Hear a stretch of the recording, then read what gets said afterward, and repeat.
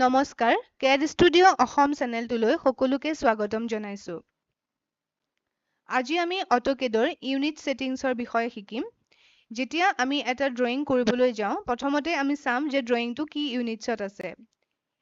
Imperial চিষ্টেমত আছে নে মেট্ৰিক চিষ্টেমত আছে।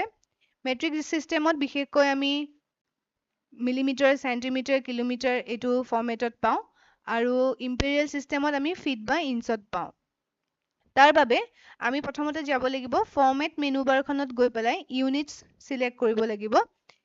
তেতিয়া আমাৰ এই উইন্ডো এখন আহিব ফৰ্মেটছ ইউনিটছ এই উইন্ডোখন আহিব বা আপোনালোকে যদি ইয়াত বিচাৰি পাবলৈ টান পায় পাহৰি যায় তেনেহলে কমাণ্ড প্ৰম্পটত গৈ পেলাই UN এই শৰ্ট কিটো টাইপ কৰিব লাগিব ইউনিটছৰ শৰ্ট কি বা যদি কেনেবাকে শৰ্ট কিটো পাহৰি যায় তেনেহলে UNITS মানে ইউনিটছ বুলি লিখি পেলাই এন্টাৰ মাৰি দিব। তাৰপিছত এই উইন্ডোখন আহিব। এতিয়া এই উইন্ডোখনত প্ৰথম যেটো সেটিংছ হৈ আছে এটো হল আমাৰ ডেসিমেল সেটিংছ হৈ আছে।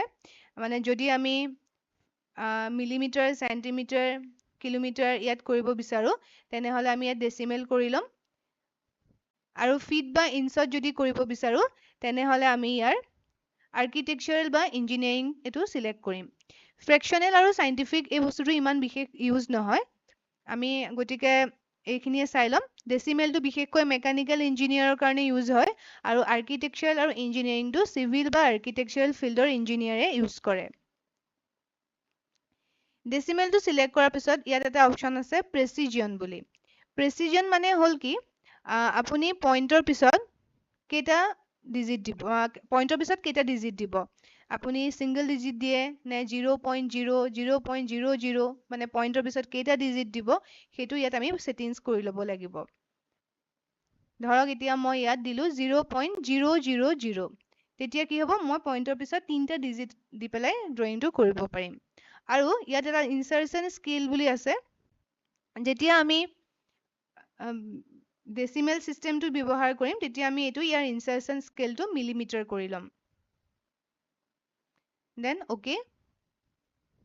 এতিয়া আমি সিম্পল যেতিয়া ড্ৰয়িং এটা কৰিবলৈ যাম ধৰক লাইন এটা আঁকিছো গতিকে এতিয়া মোৰ পইণ্টৰ পিছত যিমান লাগে মই সিমান কৰিব পাৰিম। ধৰক মই 100 পইণ্ট এতিয়া মই পইণ্টৰ পিছত 3টা সেট কৰি থৈছো গতিকে 3 4 5 3টা ডিজিট মেক্সিমাম দিব পাৰিম। এনেকুৱা নহয় যে 3টাই দিব লাগিব আপুনি 100.3 ও দিব পাৰে কিন্তু মানে মেক্সিমাম আপুনি 3টা ডিজিট মানে দিব পাৰিব।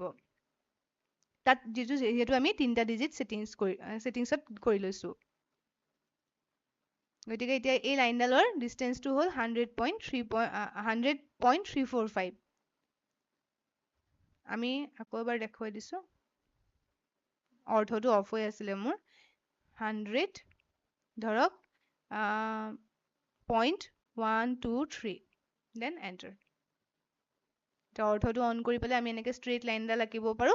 তাৰ পিছত এনেকে সেটিংছটো ইউনিটছটো সেট কৰি ল'ব আৰু ইয়াৰ ডিসটেন্সটো যদি আমি চেক কৰিব বিচাৰো তেনেহলে DIST এনেকে টাইপ কৰিব শৰ্ট কি এন্টাৰ। তাৰপিছত ইয়াৰ পৰা এনেকে গৈ পেলাই এনেকে চালে ইয়াত ক্লিক ফাৰ্ষ্ট পইণ্টত ক্লিক কৰিব সেকেন্ড পইণ্টত ক্লিক কৰি নিদিব জাষ্ট ইয়ালে লৈ যাব। তেতিয়া অটোমেটিকলি আপোনালোকৰ ইয়াত ডিসটেন্সটো কিমান এটো চেক কৰা হা ডাইমেনশন নহয়। ডাইমেনশনটো দিবৰ কাৰণে আমি বেলেগকে সেইটো শিকিম। এইটো হল আমি চেক কৰি চাইছো যে 100.123 লাইনডাল আহিছে নে নাই। বুজি পাইছে?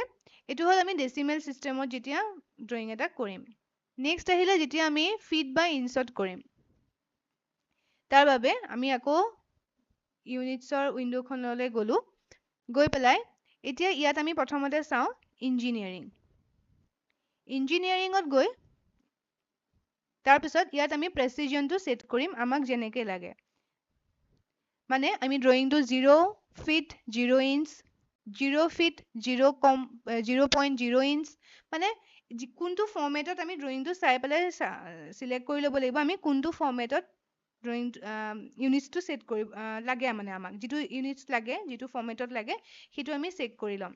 এতিয়া ধৰক মই 0 ফিট 0.0 ইঞ্চটোকে কৰি দেখাইছো।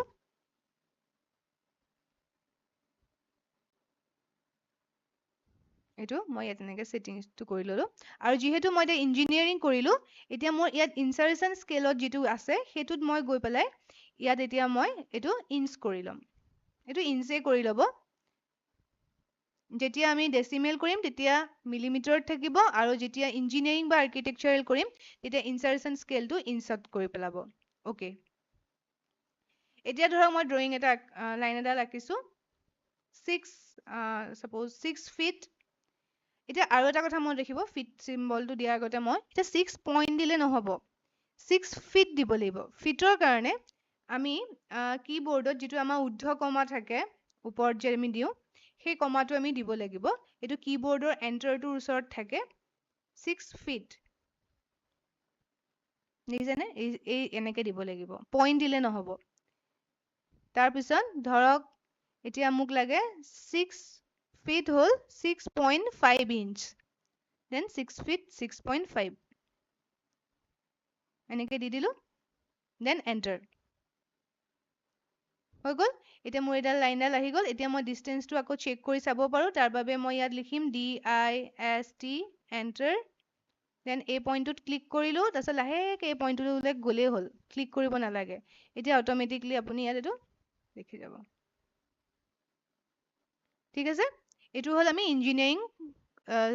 ইঞ্জিনিয়াৰিং ছেট কৰিলে এইটো ফৰ্মেটত আমি দিব পাৰোঁ কেতিয়াবা কি হয় আমাৰ আমি ফ্ৰেকশ্যনেল ইউনিটছো লাগে আমাক ফ্ৰেকশ্যনেলতো থাকে কেতিয়াবা ড্ৰয়িঙত তেতিয়া আমি কি কৰিম ইয়াত আমি আৰ্কিটেকচাৰেল ইউজ কৰিম আৰ্কিটেকচাৰেল এতিয়া আৰ্কিটেকচাৰেলৰ প্ৰেচিজনকেইটা চাওক আপোনালোকে প্ৰেচিজনটো চালেই গম পাই যাব যে ড্ৰয়িংটো মানে কোনটো আমি কি ফৰ্মেটত দিব পাৰোঁ এইটো প্ৰথমটো আৰ্কিটেকচাৰেলৰ 0 ফিট 0 ইঞ্চে আছে যিটো ইঞ্জিনিয়াৰিঙৰ সৈতে একেই ইঞ্জিনিয়াৰিং কৰিলেও একেটাই আহিব আৰ্কিটেকচাৰেলৰ প্ৰথম সেইটোও একেই 0 ফিট 0 ইঞ্চ কিন্তু এইটো যদি ছেকেণ্ড ফৰ্মেটটো চাওক যিটো আমাৰ 0 ফিট এনেকৈ আছে যে আধা ইঞ্চি এনেকৈ যে আমি জোখোঁ ধৰক 5 ফিট আৰু 5.5 ইঞ্চি তেনেকৈ যদি আমি দিওঁ এই ফৰ্মেটটো যদি দিব লগা হয় এইটো ভালকৈ চাব এইটো অকণমান মানে যিটো কীবৰ্ডত আমি কেনেকৈ দিওঁ সেইটো ফৰ্মেটটো কেনেকৈ দিওঁ এইটো চাই ল'ব ভালকৈ নহ'লে কনফিউজ হ'ব আৰু ইয়াত আমি ইনচাৰ্টেশ্যন স্কেলটো এতিয়া আৰ্কিটেকচাৰেল কৰিলেও আমি ইনচাৰ্টেশ্যন স্কেলটো ইঞ্চে ৰাখিম দেন অ'কে এতিয়া ধৰক মই এটা ড্ৰয়িং কৰিব লাগে 3 ফিট ধৰক 3 ফিট 6.5 ইঞ্চ ঠিক আছে 3 ফিট 6.5 ইঞ্চ তো তাৰ কাৰণে মই কীবৰ্ডত কেনেকৈ এণ্ট্ৰি কৰিম সেইটো ভালকৈ মনত ৰাখিব 3 দিম দেন ফিটৰ কাৰণে মই যিটো ক'লোঁ চিম্বলটো দিব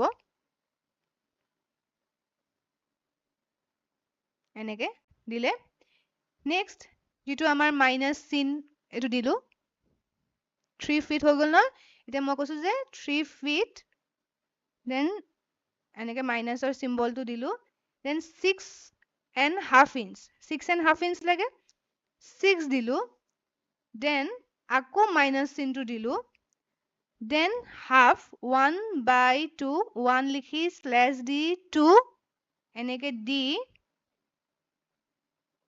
শিফ্টটো প্ৰেছ কৰি পেলাই আমি এনেকৈ ইঞ্চ ফৰ্মেটটো দিলোঁ যিটো তোমাৰ আপোনাৰ দুটা ঊৰ্ধ্বকমা আহে একেটাতে থাকে শিফ্টটো প্ৰেছ কৰিলে দুটা আহি যায় আৰু শিফ্টটো প্ৰেছ নকৰিলে এটা আহি যায় আপোনালোকে নিজে কৰি চাব তেতিয়া গম পাব কিন্তু ইয়াত মেইন কথাটো হ'ল কি আপোনালোকে দুডাল ডেছ দিব লাগিব মানে 3 ফিট ফিটৰ পিছত এডাল ডেছ বা মাইনাছ যিটো মাইনাছৰ কাৰণে চিম্বলটো দিওঁ 6.5 ইঞ্চ ন 6ৰ পিছতো এডাল ডেছ দিব লাগিব দেন হাফ লিখি পেলাই ইঞ্চ কৰিব লাগিব তাৰপিছতহে আপোনালোকে এণ্টাৰ কৰিব লাগিব ফ্ৰেকশ্যনেল ফৰ্মেটত দিবলৈ বুজি পাইছে এইটো বহুতে নোৱাৰে কৰিব ফ্ৰেকশ্যনেল ফৰ্মেটটো দিবলৈ এই ডেছ দিয়া কথাটো জানিব লাগিব তাৰমানে তাৰপিছত এতিয়া আপুনি চাওক ইয়াৰ যেতিয়া ডিষ্টেঞ্চটো আপোনালোকে চেক কৰিব আকৌ DIST লিখিলোঁ মই এণ্টাৰ